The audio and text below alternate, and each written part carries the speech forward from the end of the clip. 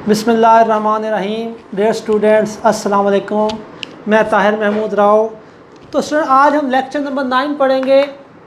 Lecture number 9 chemistry 10 chapter number 1, यानी chapter number 9 जो है पहला चैप्टर है क्लास 10th का। तो इसका नाम है केमिकल इक्विलिब्रियम। तो केमिकल इक्विलिब्रियम का हम लेक्चर नंबर 9 को आज हम कवर करेंगे, लेक्चर 9। तो स्टूडेंट, लेक्चर 9 में हम क्या चीज़ें पढ़ेंगे? सबसे पहले हम पढ़ेंगे इक्विलिब्रियम कांस्टेंट क्या होता है। इक्विलिब्रियम कांस्टेंट जैसे हम प्रीवियस लेक्चर्स में पढ़ते आ रहे हैं, हमने लॉ ऑफ मैथ सेक्शन में भी इक्विलिब्रियम कांस्टेंट के एक्सप्रेशन ही ड्राइव किए थे। तो केसी जो कहते हैं, केसी यानी इक्विलिब्रियम कांस्टेंट के बारे में पढ़ेंगे। What is the formula of Kc and what is the definition of Kc, और उसकी थोड़ी सी एक्सप्लेनेशन देखेंगे। उसके बाद हम पढ़ेंगे यूनिट्स कि what are the units of KC. KC के जो है यूनिट्स हम कैसे फाइंड आउट करते हैं। तो ये आज के लेक्चर में हम कवर करेंगे। तो सबसे पहले स्टूडेंट आपको पता होना चाहिए केसी है क्या चीज़, किसी रिएक्शन का हम केसी कैसे फाइंड आउट करते हैं। तो उसी तरह की वर्डिंग जो है वो फार्मूले में इस्तेमाल की गई है और सेम वर्डिंग डेफिनेशन में इस्तेमाल की गई है। तो पहले हम देखते हैं कैसे केसी लिखते हैं किसी रिएक्शन का। तो फॉर एग्जाम्पल स्टूडेंट, ये जनरल रिएक्शन है AA + BB gives you CC + DD। तो इसका केसी कैसे लिखिए? केसी लिखने का तरीका है, ऊपर प्रोडक्ट को न्यूमिनेटर में लिखेंगे, ठीक है। तो फर्स्ट इसका केसी लिखें तो न्यूमिनेटर में क्या लिखेंगे? C यानी product of concentration of product, ठीक है, raise to power equal to coefficients. क्या कर रहे हैं हम? ये हमने लिखा DD। जैसे अब हमने क्या किया, प्रोडक्ट थे ये और ये रिएक्टेंट से। तो केसी लिखना है तो ऊपर प्रोडक्ट और नीचे क्या लिखेंगे? रिएक्टेंट्स। तो रिएक्टेंट्स लिख देते हैं A और B। तो इस तरह हमने केसी लिखा। ये जनरल रिएक्शन था। केसी क्या आया? CCDD AA BB। तो अब इसमें किया क्या है हमने? ये प्रोडक्ट थे और ये रिएक्टेंट्स। देखिए ऊपर क्या किया न्यूमिनेटर में हमने किया है product of concentration of product raise to power equal to coefficients. Coefficients को हमने पावर्स बना दिया और जो कंसंट्रेशन थी प्रोडक्ट की, उनका प्रोडक्ट ले लिया। ये product of concentration of product, यानी दो दफ़ा प्रोडक्ट इस्तेमाल हो रहा है। एक प्रोडक्ट यानी ये C और D जो है ये प्रोडक्ट्स हैं, ठीक। तो इनका आपस में हमने प्रोडक्ट लेना है, यानी मल्टीप्लाई जो मैथ में होता है, ज़रब को मल्टीप्लाई। तो product of concentration of product कर लिया, ये C product multiplied by D concentration. तो product of concentration of product हो गया ये। और ये देखिए स्मॉल c ऊपर लिख दिया और ऊपर स्मॉल d ऊपर चला गया। यहाँ जो नंबर ऑफ मोल्स थे, जो कोफिशिएंट्स थे, उनकी क्या बन जाती है? पावर्स बन जाती हैं। और डिवाइडेड बाय, और नीचे डिनोमिनेटर में हम सारी रिएक्टेंट्स की इंफॉर्मेशन लिखते हैं और वो भी सेम तरीका होता है। Product of concentration of reactants. तो रिएक्टेंट्स कौन से हैं? A और B। A और B को हमने प्रोडक्ट कर लिया, ठीक। रिएक्टेंट्स कौन है? A और B। इनका हमने क्या कर लिया? प्रोडक्ट कर लिया, यानी इनको मल्टीप्लाई करना है इनकी कंसंट्रेशन को। तो product of concentration of reactants, तो raise to power equal to coefficients. Raise to power equal to coefficients का मतलब कोफिशिएंट्स की पावर्स बना दें। तो कोफिशिएंट्स कौन से थे हमारे पास यहाँ इस जनरल रिएक्शन में? A और B। तो देखिए A की पावर A बन गई ऊपर और B की ऊपर पावर B बन गई। तो ये तरीका होता है हमारा केसी लिखने का, यानी केसी लिखने का ये मेथड है। यानी ऊपर क्या लिखते हैं न्यूमिनेटर में? Product of concentration of product raise to power of coefficients divided by, और डिनोमिनेटर में क्या लिखते हैं? Product of concentration of reactants raise to power of coefficients. तो ये तरीका है केसी लिखने का। तो जो तरीका है केसी को लिखने का, सेम जो है उसकी हमारे पास डेफिनेशन है और सेम हमारे पास उसका फार्मूला है, सेम उसमें वर्डिंग इस्तेमाल की गई है। अब हम देखते हैं। तो डियर स्टूडेंट्स, ये देखें सबसे पहले equilibrium constant and units, definition and formula.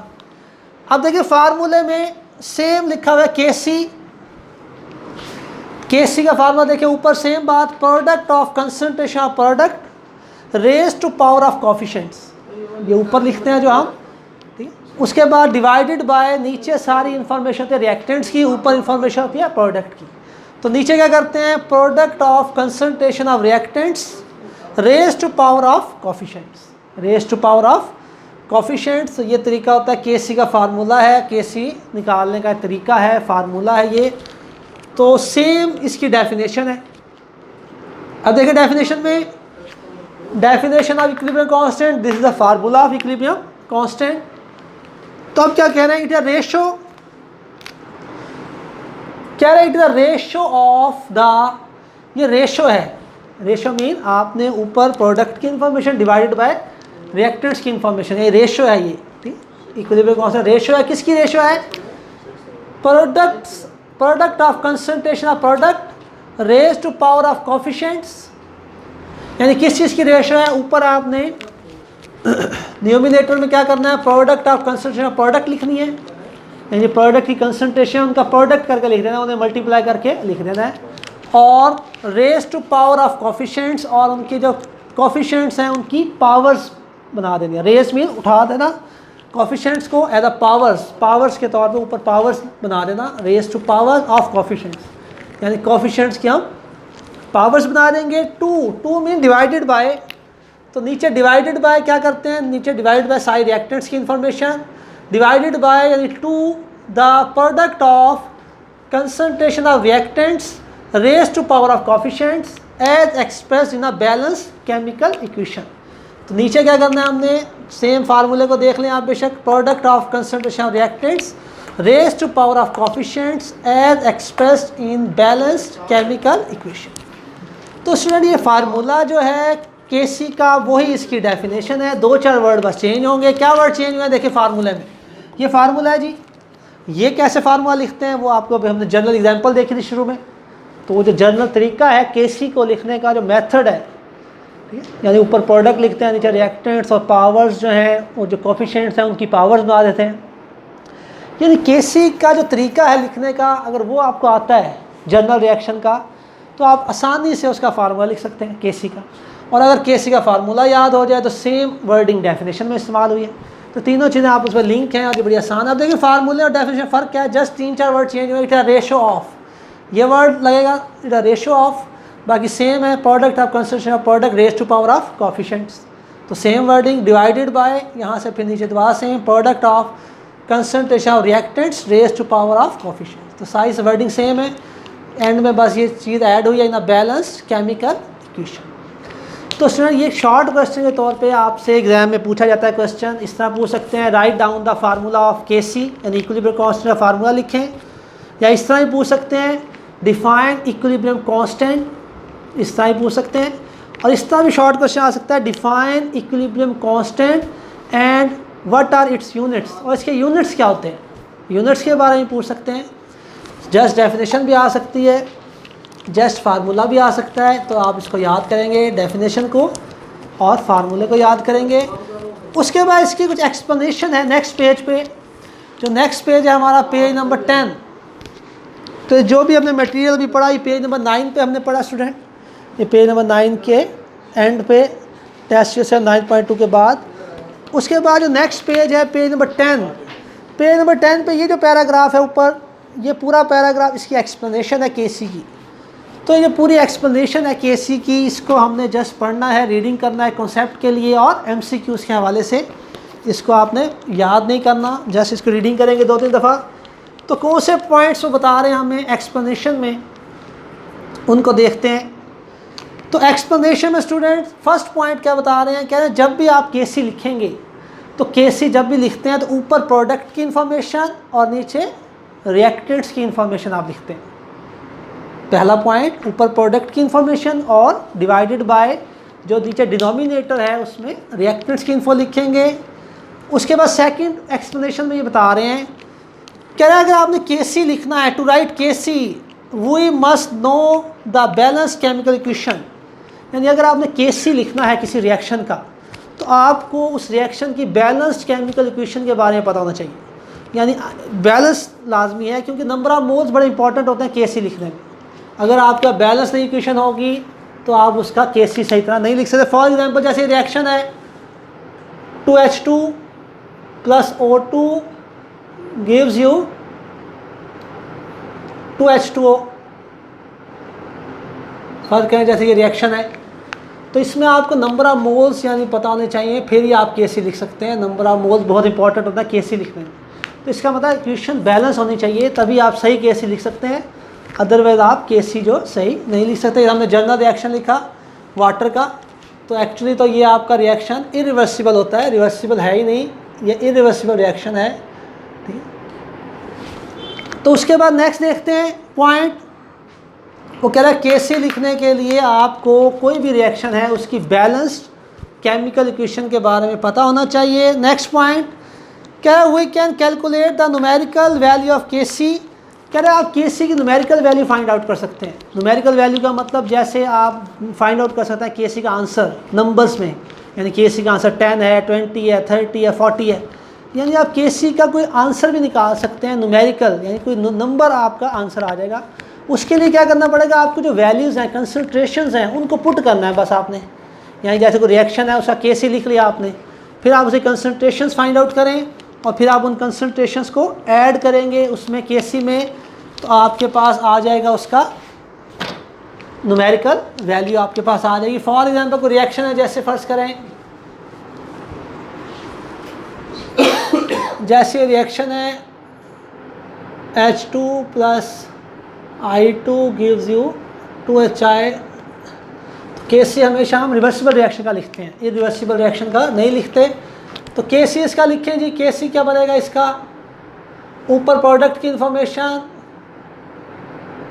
और जो कोफिशिएंट्स हैं वो क्या बन जाएंगी, पावर्स डिवाइडेड बाय रिएक्टेंट्स की information, product of concentration of reactants raise to power of coefficients. Kc हमने लिख लिया। तो कह रहे अगर आप केसी लिखेंगे बैलेंस केमिकल इक्वेशन का केसी लिख सकते हैं, अदरवाइज नहीं लिख सकते। और नेक्स्ट वो कह रहे हैं केसी के आप न्यूमेरिकल वैल्यू फाइंड आउट कर सकते हैं। फॉर एग्जांपल आपके पास इसकी कंसंट्रेशन अगर आ जाए, तो फर्स्ट करें HI कंसंट्रेशन आपके पास है 10, तो ये क्या बनेगा 10 का स्क्वायर डिवाइडेड बाय, फर्स्ट करें आपके पास H2 और I2 की कंसंट्रेशन कितनी है, तो ये भी आपके पास है जी 10 और I2 की कंसंट्रेशन आपके पास फॉर एग्जांपल कितनी है 5। तो 10 का स्क्वायर कितना हो जाएगा 100 डिवाइडेड बाय 10 मल्टीप्लाइड बाय 5 50, तो 100 divide by 50 answer will be 2 answer आ जाएगा हमारे पास केसी का। तो केसी जो है यानी ये हमने न्यूमेरिकल वैल्यू निकाल दी, यानी हमने रिएक्शन का केसी लिखा, फिर हमें अगर इनकी कंसंट्रेशन पता है HI की, हाइड्रोजन आयोडाइड की और हाइड्रोजन की और आयोडीन की, तो आप उन कंसंट्रेशंस को पुट करेंगे आप। जब पुट करेंगे, देखें हमने पुट कर दी वैल्यूज़ इक्वेशन में, 10 का स्क्वायर डिवाइडेड बाय H2 की कंसंट्रेशन हमारे पास फॉर एग्जांपल 10 थी और I2 आयोडीन की 5 थी, तो हमने पुट किया 10 का स्क्वायर 100 और 10 मल्टीप्लाइड बाय 5 50, तो 100 divide by 50 answer will be 2। तो केसी का आंसर कितना आ गया 2। तो यही बात कर रहे हैं आपके नेक्स्ट पॉइंट में, थर्ड पॉइंट में, ठीक है। थर्ड पॉइंट जो एक्सप्लेनेशन कह रहा है we can calculate the numerical value of केसी।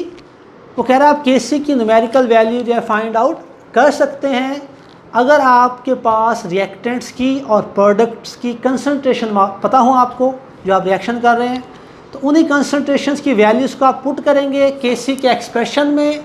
तो जैसे केसी के एक्सप्रेशन पुट करेंगे तो आपके पास सॉल्व करके एक न्यूमेरिकल वैल्यू आ जाएगी। जैसे हमने 2 निकाली इसकी, जनरली हमने एग्जांपल समझने के लिए ये फर्जी वैल्यूज़ हमने पुट की हैं 10 5, ठीक।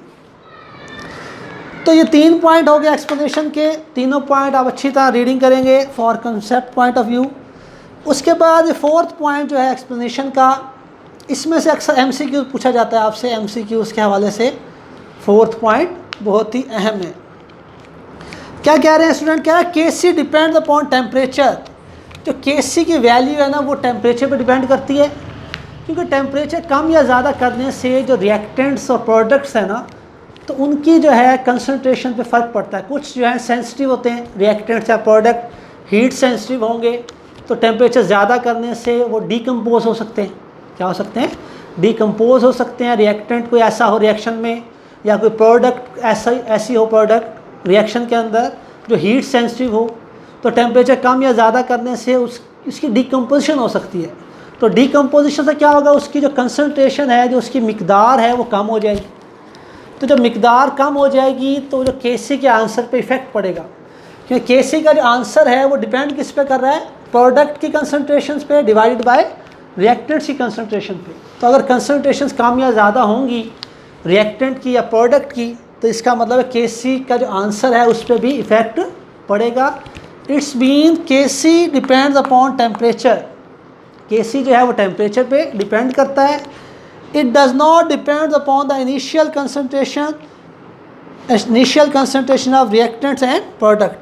और जो केसी है उसका कोई ताल्लुक नहीं है initial concentration of reactants and product पे, क्योंकि इनिशियली तो अब रिएक्शन जब स्टार्ट होता है प्रोडक्ट तो बनी नहीं होती, अभी तो सिर्फ रिएक्टेंट्स होते हैं, रिएक्टेंट्स मिलते हैं तो प्रोडक्ट बनती है।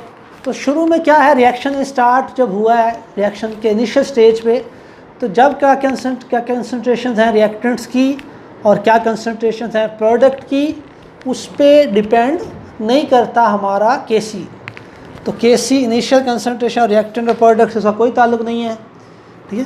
केसी तो हम जब चेक करते हैं ना, जब इक्विलिब्रियम स्टैब्लिश होता है, शुरू में तो रिएक्शन शुरू हुआ है, इक्विलिब्रियम तो स्टैब्लिश नहीं हुआ ना, तो केसी तब निकालते हैं, तब जब निकालेंगे जब किसी रिवर्सिबल रिएक्शन में इक्विलिब्रियम स्टैब्लिश हो जाता है। जैसे ये रिवर्सिबल रिएक्शन है, कुछ स्टेज आएगी, इस रिवर्सिबल रिएक्शन में इक्विलिब्रियम स्टैब्लिश हो जाएगा, तो केसी हमेशा तब निकालते हैं जब किसी रिवर्सिबल रिएक्शन में इक्विलिब्रियम स्टैब्लिश हो जाए, तब हम निकालेंगे, ठीक है।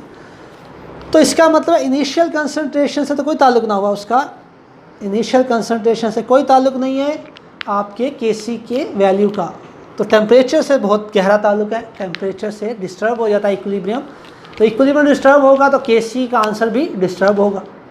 तो ये स्टूडेंट एक्सप्लेनेशन के 4 पॉइंट हैं, ये आप पढ़ लेंगे, और ये 4th पॉइंट MCQs के हवाले से अहम है। तो ये पूरा पैराग्राफ जो है नेक्स्ट पेज नंबर 10 पे आप जस्ट पढ़ेंगे। उसके बाद नेक्स्ट देखते हैं, बहुत ही अहम आपका टॉपिक यूनिट्स ऑफ केसी। तो इसमें शॉर्ट क्वेश्चन आपसे पूछा जा सकता है, कोई भी रिएक्शन आपको दे देंगे, जैसे ये reaction H2 + I2 gives you 2HI, या फिर रिएक्शन है N2 + 3H2 gives you 2NH3।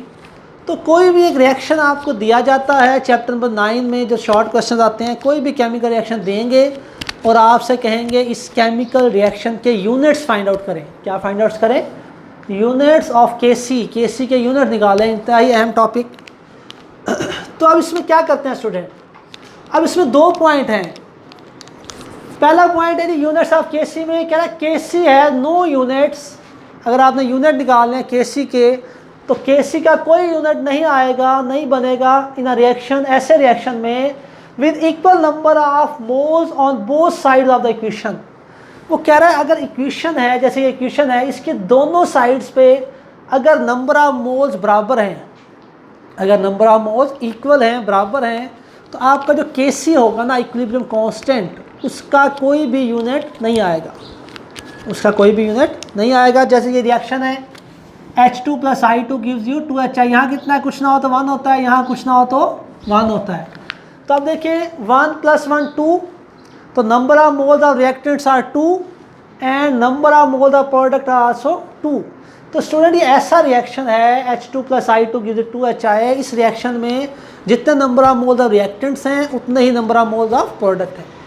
ऐसे रिएक्शंस का वो कह रहे हैं जब आप केसी लिखेंगे और उसका फिर यूनिट्स फाइंड आउट करेंगे तो आंसर आएगा नो यूनिट। आंसर क्या आएगा? No unit. देखें कैसे स्टूडेंट, देखें, अब पहले केसी लिखना है, यूनिट्स निकालने के लिए पहले केसी लिखना पड़ता है। तो सबसे पहले केसी निकालेंगे, इक्विलिब्रियम कांस्टेंट निकालेंगे।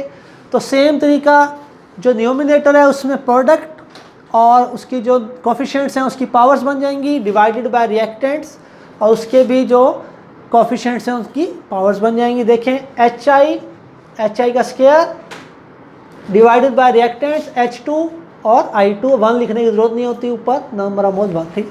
तो केसी लिख लिया। अब केसी लिखने के बाद इसके यूनिट्स निकालेंगे। तो यूनिट्स निकालने का तरीका ये है कि आपके पास जो एक ये जो स्क्वायर ब्रैकेट है, ये जो एक स्क्वायर ब्रैकेट है और इसके अंदर जिसकी भी कंसंट्रेशन मौजूद है, तो इसको हम एक दफ़ा लिखेंगे मोल पर डेसीमीटर क्यूब। ये इसका मेथड है लिखने का। एक जो स्क्वायर ब्रैकेट होती है एक्टिव मास की, तो is equal to the mole per decimetre cube. तो बाकी जो पावर्स हैं वो पावर्स वैसे ही आ जाती हैं, पावर 2 हो 3 हो। तो अब देखिए HI था HI और ये क्या थी, स्क्वायर ब्रैकेट थी यानी एक्टिव मास की, तो ये क्या बन गया, ये बन गया मोल पर डेसीमीटर क्यूब, और ये आप दूसरी ब्रैकेट लगा सकते हैं, तो स्क्वायर वैसे आ गया स्क्वायर, डिवाइडेड बाय ये आपके पास नेक्स्ट आ गया मोल, ये आपके पास स्क्वायर ब्रैकेट है तो क्या बनेगा मोल पर डेसीमीटर क्यूब, और आपके पास ये I2 इसका क्या बनेगा, इसका तो 1 है ना नंबर ऑफ मोल्स, तो 1 है, कोई फ़र्क नहीं पड़ता, ये भी 1 ये भी 1, तो ये भी बनेगा I2 स्क्वायर ब्रैकेट है तो बनेगा मोल पर डेसीमीटर, यानी जो एक स्क्वायर ब्रैकेट है ना वो बराबर होती है 1 मोल पर डेसीमीटर क्यूब के, यानी जो आपके पास एक्टिव मास है या मोलर कंसनट्रेशंस हैं उनके यूनिट्स क्या होते हैं, मोल पर डेसीमीटर क्यूब। तो यूनिट्स निकाल रहे हैं केसी के, तो एक एक्टिव मास की जो आपके पास ब्रैकेट है ये स्क्वायर ब्रैकेट, इसको आप लिखेंगे मोल पर डेसीमीटर क्यूब, और ऊपर स्क्वायर है तो स्क्वायर आ गया, यहाँ 1 है तो ऐसे 1 लिखे, ना भी लिखे 1 तो डजेंट मैटर। तो आप देखें इसमें यूनिट्स कैसे बनेंगे, ऊपर कितने टाइम्स है, 2 टाइम्स है मोल per decimetre cube, divided by नीचे भी 2 टाइम्स मोल पर डेसीमीटर क्यूब, ऊपर भी 2 टाइम्स मोल पर डेसीमीटर क्यूब, तो ये 2 टाइम्स से 2 टाइम्स क्या हो जाएगा, ये सारा क्या हो जाएगा, कैंसिल हो गया, तो कैंसिल होने से there is a no unit, answer will be no units. इसका मतलब है ऐसा रिएक्शन जिसमें number of moles of reactants जो है बराबर हों number of moles of product के, तो ऐसा जब आपके पास रिएक्शन होगा और फिर हम उसके यूनिट्स निकालेंगे, केसी के यूनिट्स निकालेंगे, तो answer will be no units, कोई आपके पास यूनिट नहीं आए। तो पहली पॉसिबिलिटी थी यूनिट्स ऑफ केसी के हवाले से। सेकेंड पॉसिबिलिटी वो कह रहे हैं फॉर रिएक्शन इन विच, ऐसा रिएक्शन जिसके अंदर the number of moles of reactants and product are not equal, यानी अगर ऐसा रिएक्शन है जिसमें number of moles of reactants जो ब्राबर नहीं है number of moles of product के in a balance chemical equation, balance chemical equation में Kc of course have units, तो ऑफ कोर्स वो कह रहा है कि केसी के यूनिट्स आएंगे, यानी ऐसा रिएक्शन हो जिसमें number of moles of reactants जो है बराबर ना हो number of moles of product के, तो जब आप उसे केसी के यूनिट्स निकालेंगे तो of course KC has units, तो केसी के यूनिट्स आएंगे। फॉर एग्जांपल स्टूडेंट रिएक्शन देखें, N2 + 3H2 gives you 2NH3, nitrogen gas है, जब इसका रिएक्शन होता है हाइड्रोजन गैस के साथ तो क्या बनती है, अमोनिया गैस। तो अब इसमें कितने नंबर ऑफ मोल्स हैं जी, रिएक्टेंट्स में देखिए 1, कुछ ना हो तो 1 होता है, 1 और 3 यहाँ आ गया 4, तो number of moles of reactants are 4, and product में कितने नंबर ऑफ मोल्स 2। तो अब देखिए 4 जो है number of moles of reactants हैं और 2 जो है number of moles of product हैं, तो इसका मतलब इक्वल नहीं है, मिकदार नंबर ऑफ मोल्स इक्वल नहीं है। तो अब जब इसका हम केसी फाइंड आउट करेंगे उसके बाद जब यूनिट्स फाइंड आउट करेंगे there must be some units, तो ऑफ कोर्स कोई हमारे पास यूनिट्स आएंगे। तो फर्स्ट ऑफ ऑल हम केसी लिखेंगे, तो सेम प्रोसीजर केसी लिखने का, प्रोडक्ट को आप लिखेंगे न्यूमिनेटर में NH3 एक्टिव मास और इसकी जो कोफिशिएंट्स हैं क्या बन जाएंगी, पावर्स बन जाएंगी, डिवाइडेड बाय डिनोमिनेटर में product of concentration of reactants raise to power of coefficients, तो N2 और H2 इनको प्रोडक्ट करेंगे रिएक्टेंट्स का, और इनके जो नंबर ऑफ मोल्स हैं यानी जो कोफिशिएंट्स हैं या नंबर ऑफ मोल्स भी कह सकते हैं, उनकी क्या बन गई, पावर्स बन गई। तो ये हमने केसी लिख लिया, तो पहले केसी लिखेंगे यूनिट्स निकालने के लिए। उसके बाद यूनिट्स कैसे निकलेंगे स्टूडेंट देखें, ये आपके पास एक्टिव मास, और एक्टिव मास के यूनिट क्या होते हैं, मोल पर डेसीमीटर क्यूब। ये भी एक्टिव मास ऑफ N2 है तो क्या बनेगा यूनिट, मोल पर डेसीमीटर क्यूब, और ये H2 और ये मोल पर डेसीमीटर क्यूब, इसके भी यूनिट्स आ गए। उसके बाद उसी तरह पावर स्क्वायर है, तो स्क्वायर यहाँ पे मोल पर डेसीमीटर क्यूब का स्क्वायर, ये 1 टाइम है N2 का तो मोल per decimetre cube just 1 time, और H2 मोल पर डेसीमीटर क्यूब का क्यूब आ गया। तो अब इसमें ये देखें आप कि न्यूमिनेटर में 2 टाइम्स है मोल पर डेसीमीटर क्यूब और डिनोमिनेटर में 4 टाइम्स है। 4 टाइम्स कैसे, 1 टाइम ये मोल पर डेसीमीटर क्यूब और 3 टाइम्स ये, 3 और 1 4 टाइम्स हो गया। तो डिनोमिनेटर में 4 टाइम्स है मोल पर डेसीमीटर क्यूब और न्यूमिनेटर में 2 टाइम्स है, तो 2 टाइम्स से 2 टाइम्स कट ऑफ हो जाएगा, यानी 2 टाइम्स से ये 3 टाइम्स है तो इसका 2 टाइम आपका कट ऑफ हो गया, 1 टाइम ये रह गया, 1 टाइम ये, तो 1 + 1 2, यानी 1 ऊपर तो ख़त्म हो गया बिल्कुल, 1 डिवाइडेड बाय 4 टाइम्स था, 2 टाइम्स से कट गया, तो क्या बनेगा, मोल पर डेसीमीटर क्यूब का स्क्वायर, 1 ओवर मोल पर डेसीमीटर क्यूब का स्क्वायर आएगा। उसके बाद 1 ओवर इसको स्क्वायर को आप ओपन करें, मोल का स्क्वायर और डेसीमीटर क्यूब -3 और मल्टीप्लाइड बाय 2 -6, मोल का स्क्वायर और डेसीमीटर क्यूब की पावर -6 बनेगी, 1 over mole square decimetre cube की -6। उसके बाद इसको डिनोमिनेटर की वैल्यूज़ को ऊपर ले जाएंगे, न्यूमिनेटर में तो जो पॉजिटिव हैं वो नेगेटिव हो जाएंगे और नेगेटिव वैल्यूज़ पॉजिटिव हो जाएंगी। तो क्या बनेगा, मोल स्क्वायर था, ऊपर जाए क्या हो जाए, मोल -2, ठीक है, और डेसीमीटर क्यूब -6 की पावर, तो ऊपर जाए क्या हो जाएगी, +6। तो ये आपके पास जो है यूनिट्स आ गए केसी के मोल की -2 पावर, मोल -2 और डेसीमीटर क्यूब 6। तो स्टूडेंट इसका मतलब है अगर आपका रिएक्शन ऐसा होगा जिसमें number of moles of the reactants are not equal to the number of moles of the product, तो केसी डेफिनेटली है द यूनिट। तो डेफिनेटली देखें केसी के यूनिट हमारे पास आएंगे। तो ये हमने 2 रिएक्शंस के बारे में देखा स्टूडेंट, ये 2 रिएक्शन हमने देखे। तो कोई भी रिएक्शन अगर आपको दे दिया जाए तो आप उसका सेम प्रोसीजर इस्तेमाल करके उसका आप केसी लिखेंगे और फिर उसके यूनिट्स आप फाइंड आउट करेंगे। तो ये सब बहुत अहम short question, unit of KC, equilibrium constant की डेफिनेशन, उसका फार्मूला और एक्सप्लेनेशन आप 2-3 दफ़ा अच्छी तरह पढ़ लेंगे। ये था स्टूडेंट आज का लेक्चर। नेक्स्ट लेक्चर में हम एग्जांपल्स देखेंगे 9.1, 9.2 एंड 9.3। उम्मीद है स्टूडेंट आपको लेक्चर समझ आ गया होगा। कोई इशू हो, कोई क्वेश्चन हो तो आप व्हाट्सएप पे मैसेज करके पूछ सकते हैं। अपना बहुत सारा ख्याल रखिएगा। थैंक यू, अल्लाह हाफिज़।